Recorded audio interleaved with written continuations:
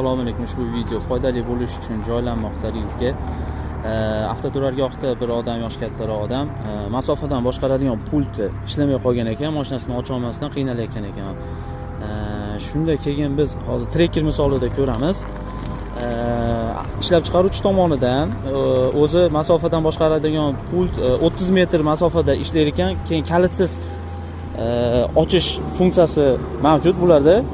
Kalitsiz ochish funksiyasi 1 metr uzoqlikda bo'lishi kerak kalit, keyin shundan foydalanadi.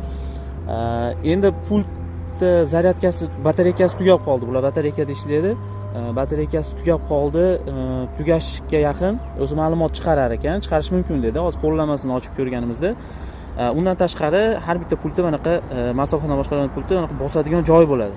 Trekkerdagi Onyxlarda mana yonidagisi, men hozir bitta qo'lda ochish oson bo'lish uchun bosib chiqarib oldim. Manaqa mexanik kalti bo'ladi. Kaltini qilib oddiy ochishadigan ochishingiz mumkin bo'ladi. Undan tashqari avtomobilni ochib oldingiz. Ochib olganingizdan keyin buni yurgizishga pultni zaryadkasi bo'lishi kerak. Yurgizish uchun tirsak qo'ygichda mana shu ahamiyat bersangiz yoniga nisbatan sal kirgan joyi bor ekan.